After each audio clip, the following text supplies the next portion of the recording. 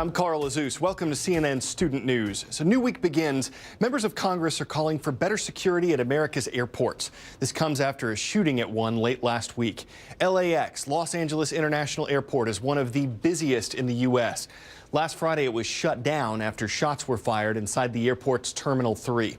Law enforcement officials say a gunman walked up to a security checkpoint and shot a TSA officer, killing him. Authorities say the gunman continued through the terminal, wounding 2 other TSA officers and 1 passenger. The alleged gunman was eventually shot by airport police and is now in the hospital. The TSA officer who was killed was Gerardo Hernandez. He was working as a travel document checker. He's the first TSA officer to die in the line of duty since the agency was created in 2001. The TSA is the Transportation Security Administration. It was established after the 9/11 terrorist attacks in order to help make the nation's airports and transportation systems more secure. Our next story takes us to Iraq. The last U.S. combat troops left that country nearly 2 years ago, but the fighting never stopped. More than 6,000 people have been killed this year, including hundreds of people in the month of October. A lot of the violence comes from the conflict between Iraq's Sunni and Shia population. Those are the 2 largest sects of Islam. The civil war happening in Syria is also having an effect on what's going on in Iraq. The violence never really ended in Iraq. Much of the recent increase in attacks is blamed on the al-Qaeda-led group, the Islamic State of Iraq. The U.S. military used to boast of the success of having broken the terrorist organization's back. But now, nearly 2 years after the Americans fully withdrew, al-Qaeda has undeniably resurrected itself. The country's security forces were never really capable of stabilizing the nation, especially without U.S. support and technology. And let's not forget that this is a nation where violence and politics go hand in hand. The actions of the Shia-led government have made it easy for al-Qaeda and other Sunni extremists to capitalize on the growing discontent, spread their influence, and increase their attacks. There have also been retaliatory attacks by the Shia against the Sunnis. And in recent months, the death toll has reached levels not seen in years. The UN envoy to Iraq called it an accelerated surge in violence. An acceleration the Syrian civil war has helped fuel, blurring battle lines as al-Qaeda expanded its Iraq operation into Syria over the summer. Is this legit? A deductible is what someone has to pay before insurance helps with costs. It's true. A deductible is an out-of-pocket payment that comes before insurance pays. Different insurance plans have different deductibles, so it's one factor that folks consider when they're buying insurance. Millions of Americans may have to get new health insurance. That's because some requirements in the Affordable Care Act, also known as Obamacare, will force them to lose their current insurance. White House officials say that for most people, the new coverage is better coverage. But how do the costs measure up?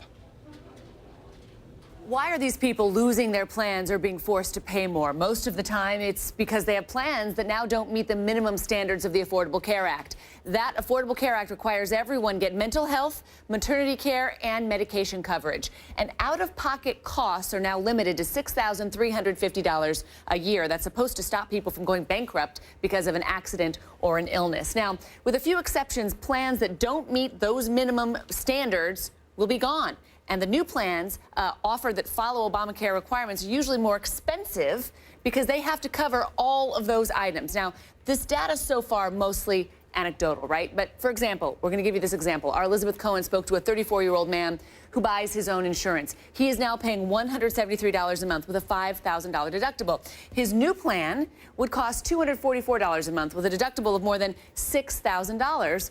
That costs more, but his old plan did not cover those things that are required by law: maternity care, brand name drugs, mental health care, and some routine illnesses like hernias and ear infections. Now, the administration says the expansion of coverage is necessary because you can face an accident or illness at any time. But some people feel they're too healthy to have to pay for all this coverage they won't use. Christine Romans, CNN, New York. This past Saturday, the city of Boston celebrated the Red Sox World Series championship. The victory parade made a symbolic and significant stop at the finish line of the Boston Marathon. Red Sox players placed the World Series trophy on the line and draped a jersey with the words "Boston Strong" over it. That was the slogan that the city and team adopted as Boston recovered from the terrorist attack at the marathon finish line in April. That attack had an impact on another race that was run yesterday, the New York Marathon. Security was a major priority for race organizers there, as you would imagine. At least 1,500 cameras were set up along the route.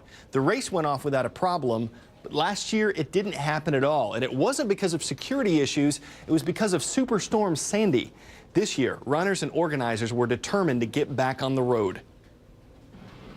On the streets of Baltimore, Karina Christensen spent months preparing for the New York City Marathon, adding up the miles and pushing down the memories of what happened to her hometown. I had cousins in Long Island with 4 feet of water in their house. Last year, when Sandy washed over the city, it swept away the great race. City officials tried valiantly to run it as scheduled, but the massive property loss and human suffering proved too much. The best way to help New York City at this time is to say that we will not be conducting the 2012 ING New York City Marathon. Now its return is being heralded as symbolic of the city itself. Back are 48,000 runners pouring more than $300 million into the economy. It's important this year because of what happened last year. Back are the elite athletes like Olympian Meb Keflezighi. In 2009, he became the first American to win New York in more than 2 decades, and he's brought some perspective. You know, winning is not about first place, about getting the best out of yourself. Back, too, are the millions raised for charity. Even with the cancellation last year, runners raised more than $30 million for groups like Back on My Feet, which helps the homeless. Karina's running for them. It shows the spirit of the marathon. I mean, it's incredible what people can overcome. In short, that's what the marathon's return has been all about. A whole city overcoming the worst and getting back to its best, one step at a time. Tom Foreman, CNN. It's time for the shout out. What is the largest religion in India? If you think you know it, then shout it out. Is it Buddhism, Christianity, Hinduism, or Islam? You've got 3 seconds. Go. India is the world's 2nd most populated country, and around 80% of that population is Hindu. That's your answer, and that's your shout out. Hinduism is the world's 3rd largest religion, and right now Hindus in India and other countries around the world are celebrating Diwali, one of the religion's major festivals. The word Diwali comes from a Sanskrit term that means row of lights. That's exactly what you'll see during the festival. Candles, bulbs, fireworks, lanterns. Traditionally, Diwali marks the victory of light over darkness. The lights are also meant to attract Lakshmi, the Hindu goddess of wealth. Diwali lasts for 5 days. This year it started on November 3rd, and Hindus aren't the only ones who celebrate. Diwali is a tradition in the Sikh and Jain religions as well.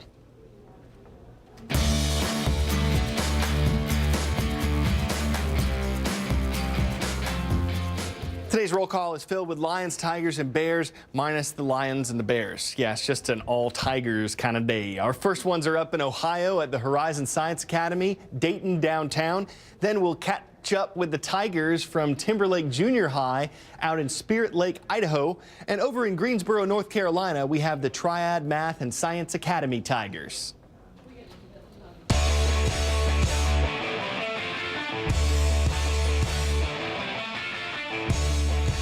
Statue of Liberty, the Fumble-Rooski, the hook and ladder. Football has its fair share of trick plays. But the one in this YouTube video has a new wrinkle. The holder hopping around like a monkey. I guess it's supposed to be a distraction, and it works. The kicker lofts a pass into the end zone and makes a 2-point conversion. The coaches of this high school team included the direct snap and jump pass when they drew up the play. As far as the holder's simian show, I guess he was just monkeying around. And hey, a point after attempt is a perfect chance to try something that your teammates will get a kick out of. We'll kick it back to your teachers and hope to see you again tomorrow for more CNN Student News.